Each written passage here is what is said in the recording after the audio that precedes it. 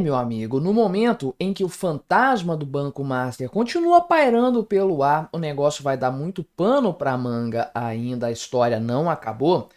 Nesse momento, todos os olhares se voltam para o fundo garantidor de crédito, porque a capacidade desse fundo de honrar os compromissos que supostamente ele deveria cobrir foi colocada em xeque neste momento, e agora mais informações gerais, sistêmicas, começam a aparecer. Por exemplo, que os CDBs de bancos médios não são os bancões com grandes patrimônios, não. CDB de bancos médios estão disparando e ultrapassam agora R$ 1 trilhão. Tem R$ 1 trilhão de bancos médios que não tem aquele patrimônio todo, aquela capacidade, aquela atração para segurar a peteca no caso de uma crise, no caso aí de uma piora no cenário econômico, que, convenhamos, não é nada impossível de acontecer no Brasil do governo Lula.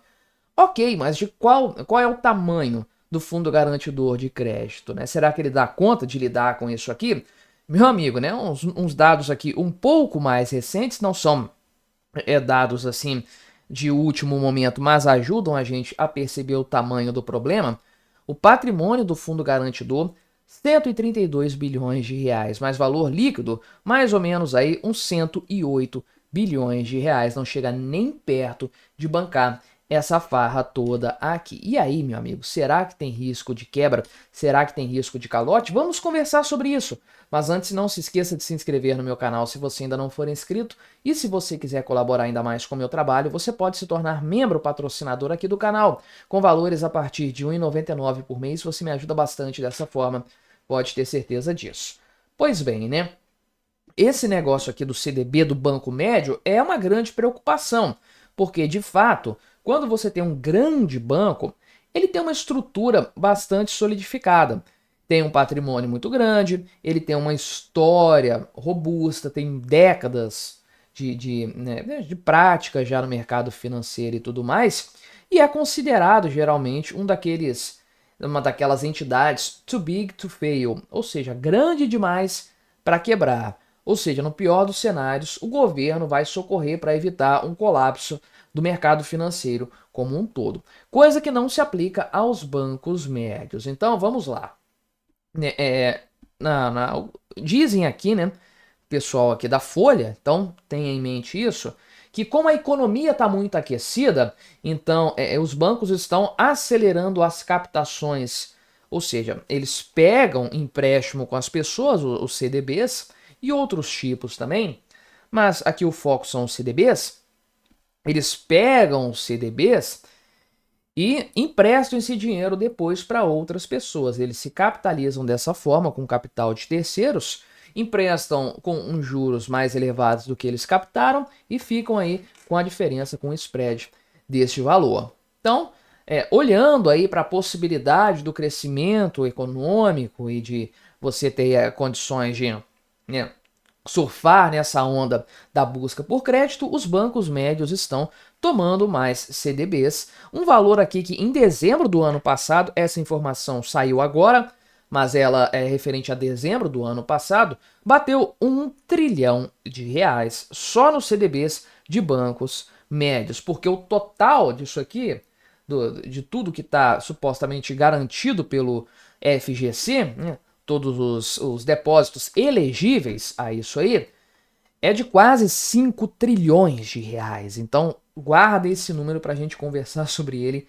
daqui a pouco, né? Isso representa um salto de 22% apenas no ano de 2024 e quase 300%, meu amigo, na comparação com 2019, né? É realmente uma coisa assim bastante preocupante. Pode ser interessante por um lado, é claro, mas é preocupante por outro, e eu já vou explicar isso para você.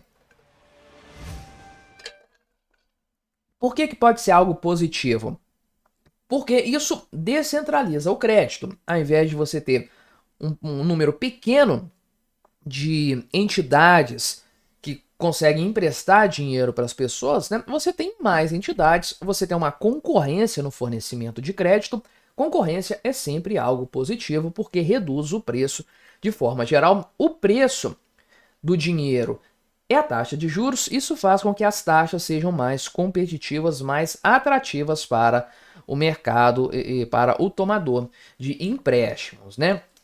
Então, em geral, esses bancos menores precisam recorrer aos CDBs e coisas do tipo para captar recursos para emprestar aqui para as pequenas e médias empresas, porque grandes empresas, meu amigo, grandes empresas têm uma linha de crédito maravilhosa no Brasil. Elas vão para o BNDES, pegam um empréstimo subsidiado a juros de pai para filho, né? Isso aqui, o pau quebra mesmo, é para pequena e média empresa aqui no Brasil, né? Então, o crescimento de empréstimos concedidos pelos bancos pequenos e médios foi substancial, 153%, né? E aí a gente se pergunta, né? A captação entre 2019 e 2024 cresceu quase 300%. A quantidade de empréstimos cresceu a metade disso. Negócio estranho, né? Mas deixa para lá esse ponto aqui. O pessoal explica que a economia está crescendo e etc, né? Enfim, as operações de crédito aqui estão aumentando e etc, a economia aquecida. E aí vem o negócio do FGC, do Fundo Garantidor de Crédito, nessa história. Por quê? Há uma crítica aí dos bancos pequenos em relação ao endurecimento de regras do FGC. Por quê? Segundo eles, esse fundo garantidor de crédito é o que consegue tornar os CDBs desses bancos mais palatáveis, porque são bancos com uma estrutura menor, com patrimônio menor, mais sujeitos a quebrar e a dar calote. Então, se tem um fundo garantidor de crédito por trás, isso faz com que os CDBs fiquem mais atrativos e eles não tenham que colocar uma taxa de juros gigantesca para emprestar. Tem que ser uma taxa maior do que os bancos de grande porte, obviamente porque o risco é maior, mas o risco em tese não seria tão grande assim, porque o FGC garante esses empréstimos. Só que aí realmente, né, meu amigo, a coisa se torna bastante questionável. A participação nos depósitos a prazo, os CDBs e afins, dos bancos médios era inferior a 20% em 2019, agora é superior aos 28%, o que nos leva a questionar, será que esses bancos se aproveitaram no Fundo Garantidor de Crédito para tentar, de fato, manter aí, né, a viabilidade do seu negócio? É uma questão a se levantar, mas o grande ponto é, já se sabe, o Fundo Garantidor de Créditos não dá conta de bancar essa farra. Veja, primeiro de tudo, o fundo já não tinha, aqui, essa notícia aqui é de 2024.